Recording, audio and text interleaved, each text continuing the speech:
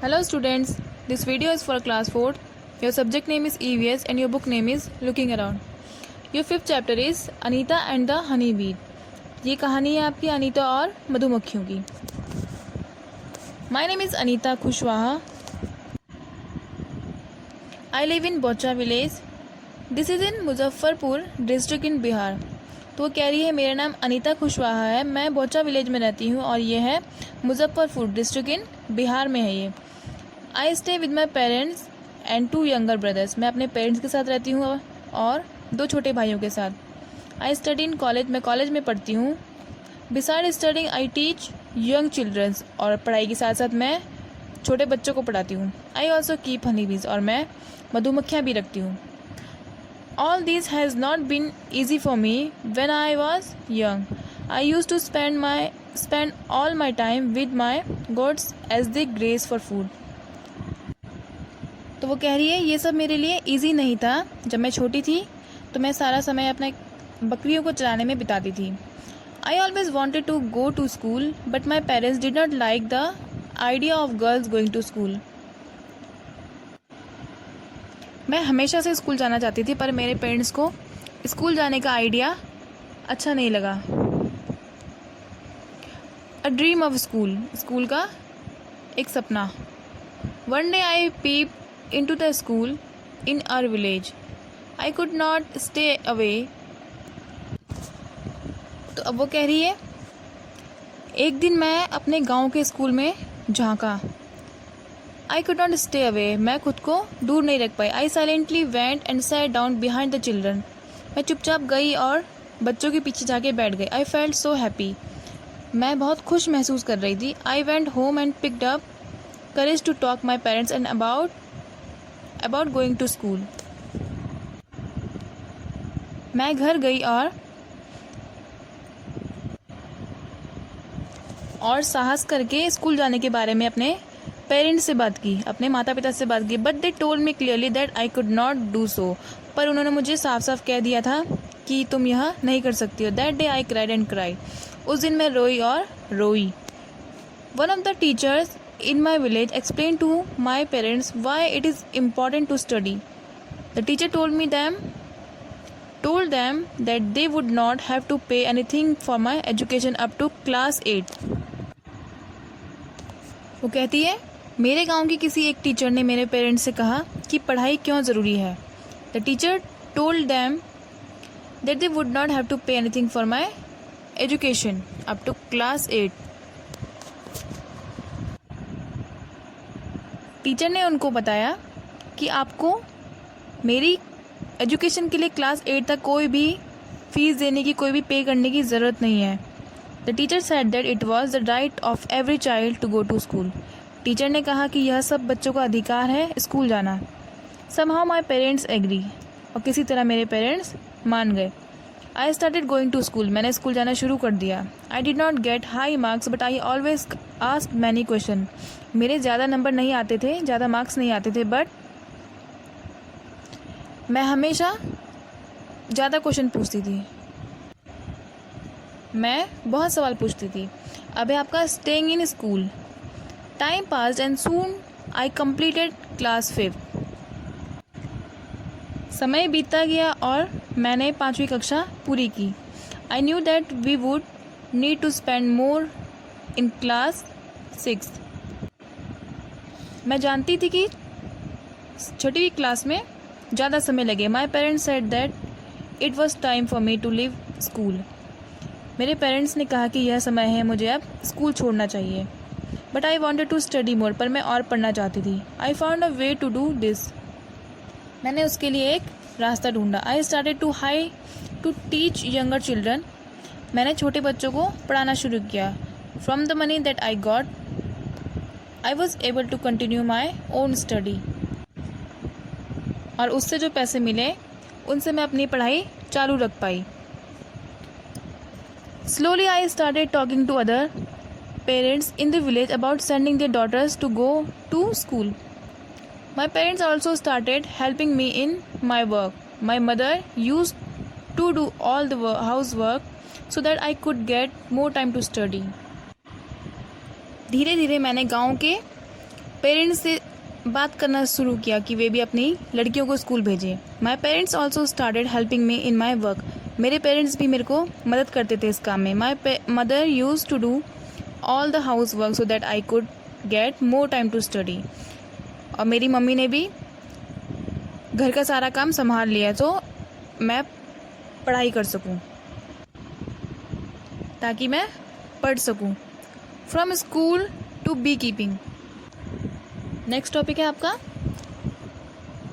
From school to bee keeping. School से मधुमक्खी पालन तक। There are many litchi tree in our area.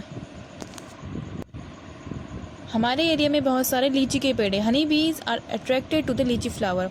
जो मधुमक्खी हैं वो लीची में जो छोटे छोटे फ्लावर आते हैं उसकी तरफ प्रभावित होती हैं, उसकी तरफ अट्रैक्ट होती हैं। Many people do bee keeping and collect honey. Attracted मतलब आकर्षित होती हैं वो लीची के फ्लावरों की तरफ। और जो बहुत सारे लोग होते हैं वो भी मधुमक्खी पालन करते हैं और हनी कलेक्ट करते हैं, मतलब शहद इकट्ठा करते हैं। I thought that I could also do this. मैंने सोचा कि मैं भी यह कर सकती हूँ। I join a course run by government to learn about this.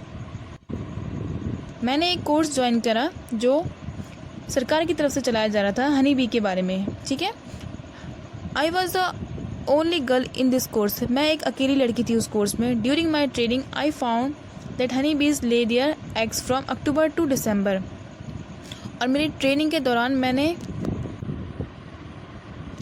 मैंने यह पाया कि जो मधुमक्खी है वो अपने अंडे देती है अक्टूबर से दिसंबर के बीच में। उस ट्रेनिंग के दौरान मैंने यह सीखा, ठीक है।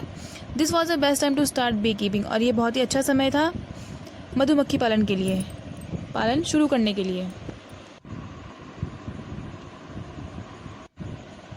बिकमिंग अ बी कीपर मतलब मधुमक्खी पालने वाला। I completed my beekeeping course, but I did not have money to keep my own bee and start work. मैंने अपना मधुमक्खी पालन का कोर्स कंप्लीट कर लिया था, पर मेरे पास पैसे नहीं थे मधुमक्खी के लिए। ये मधुमक्खी का कार्य शुरू करने के लिए मेरे पास पैसे नहीं थे। I continued to teach and with time could collect ₹5,000. मैंने पढ़ाना जारी रखा और समय के साथ मैंने 5,000 रुपये जमा कर लिए। With this money I bought 2 boxes for keeping bees. और उस पैसे से मैंने 2 बॉक्सेस खरीदे मधुमक्खी रखने के लिए, मधुमक्खी पालन के लिए। ईच बॉक्स कॉस्ट 2,000 और एक बॉक्स की कीमत थी 2,000 रुपये। With the remaining money I bought sugar to make the syrup for honey bees and medicine to clean the beehive. और जो बचे हुए पैसे थे उससे मैंने शुगर खरीदा सिरप बनाने के लिए, मधुमक्खियों के लिए सिरप बनाने के लिए। And medicine to clean the beehives. और मधुमक्खी के छत्ते को साफ करने के लिए दवाई खरीदी। वह सितंबर था। By December I had so many bee that I had to buy 2 more boxes। और दिसंबर तक मेरे पास बहुत सारी मक्खियाँ हो गई तो इसलिए मैंने 2 और बॉक्सेस खरीदे। I was still learning about bee keeping. और मैंने अभी भी अपना मधुमक्खी पालन सीखना जारी रखा। Many times the bees would sting me and my hands and face would get swollen. और बहुत बार मुझे मधुमक्खियों ने डंक मारा, मेरे हाथ में, मेरे फेस में, और मेरा हाथ और मेरा फेस सूज जाता था। I would pain a lot, it would pain a lot. बहुत दर्द होता था। और how could I complain to anybody. मैं किसी और को कैसे इसकी कंप्लेन कर सकती थी। I myself had decided to do this work. क्योंकि मैंने खुद यह काम करने का फैसला किया था। Every day I cycle to my college. हर रोज़ मैं साइकिल में कॉलेज जाती। My college is in the town. मेरा कॉलेज शहर में था। 5 किलोमीटर अवे, 5 किलोमीटर दूर। When I go to college, my mother prepared the syrup for the bees. जब मैं कॉलेज जाती तो मेरी मम्मी मधुमक्खियों के लिए सिरप तैयार करती। My father looks after the bees and take the honey out of the boxes. और मेरे पापा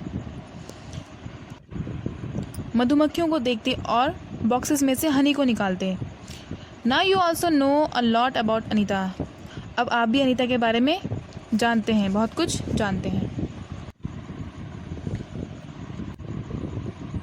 Anita is known by everyone in all the villages nearby. Anita को सब जानने लगे हैं आसपास के गांव में। She goes to all the village meeting and talk about how important it is for everyone to study. वह गांव की सारी मीटिंग में जाने लगी और बात करने लगी कि पढ़ाई क्यों ज़रूरी है सबके लिए। Sometime people make fun of her. कभी कभी लोग उसका मजाक भी बनाते थे। But Anita know what she want to do. पर अनीता को पता था कि वह क्या चाहती है। She does exactly what she want to. वह वही करती जो वह चाहती थी। Anita want to become a wholesaler so that she can help the villager to get the right price for their money. Anita एक होल सेलर बनना चाहती थी, मतलब थोक विक्रेता बनना चाहती थी, ताकि वह गांव वालों की मदद कर सके, उनको शहद का सही प्राइस मिल सके, सही पैसे मिल सके।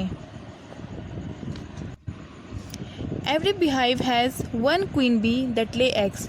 हर छत्ते में एक रानी क्वीन होती है जो अंडे देती है। रानी मधुमक्खी होती है जो अंडे देती है। There are only a few males in the hive. और उस छत्ते में कुछ ही पुरुष होते थे। Most of the bees in hive are worker bee. और उसमें ज़्यादातर मधुमक्खियाँ काम करने वाली होती थी। This be's verb all day. और ये मधुमक्खी पूरे दिन काम करती है। They make the hive and also look after the babies bee. ये छत्ता बनाती और बच्चे को भी देखती, छोटे मधुमक्खियों को भी देखती। They fly around flowers in search of nectar. वे फूलों के चारों तरफ घूमती और नेक्टर को ढूंढती। नेक्टर मतलब फूलों का जो सार होता है उसको ढूंढती। They collect nectar from flowers for Honey. Way nectar को इकट्ठा करती हनी के लिए। फूलों में से जो नेक्टर निकलता है उसको इकट्ठा करके क्या बनाती है, वो शहद बनाती है। थोड़ा थोड़ा इकट्ठा करके सारे फूलों में से शहद बनाती है। When one bee finds flower with nectar it does a special kind of dance by which the other bees can know where the nectar is. जब कोई एक मधुमक्खी नेक्टर वाले फूल को ढूंढ लेती तो वो एक विशेष प्रकार का डांस करती, ताकि सारी मधुमक्खियों को पता चल जाए कि नेक्टर यहाँ है। The worker bee are very important for the hive. और जो वर्कर बी होती, काम करने वाली मधुमक्खी होती है, वो छत्ते के लिए बहुत ज़रूरी होती है। Without worker bee there would be neither hive nor any nectar collection. और उन काम करने वाली मधुमक्खियों के बिना ना ही छत्ता बन सकता है और ना ही नेक्टर कलेक्ट हो सकता है, मतलब नेक्टर भी इकट्ठा नहीं हो सकता। ऑल बीज इन the hive would go hungry. और जो सारी छत्ते की मधुमक्खियाँ हैं वो भूखी रह जाती। The male bees have no special role as worker. और जो जितने भी पुरुष मधुमक्खी हैं उसमें उनका कोई भी रोल नहीं होता था, क्योंकि वो कुछ काम नहीं करती थी। Ants live and work together like honeybees. Ant भी साथ में रहती और साथ में काम करती जैसे मधुमक्खियाँ करती हैं। The queen ant lays the egg. और जो रानी वो होती है, चींटी होती है, वे अंडे देती हैं। और the soldier ants look after and guard the ants nest. और जो सिपाही चींटी होती है वो चींटियों के घर की देख रेख करती। Worker ants are always busy looking for food. और जो काम करने वाली चींटी होती है वो हमेशा बिजी रहती है खाने की खोज में। And bringing it to the nest. और उस खाने को चींटियों के घोंसले या उनके घर तक पहुंचाने में बिजी रहती है। Termites and wasps also live like this. और जो दीमक और जो ततैये होते हैं वो भी इसी तरह रहते हैं जैसे कि आंट और मधुमक्खियाँ रहती है। तो ये आपका चैप्टर फिनिश होता है। Thank you.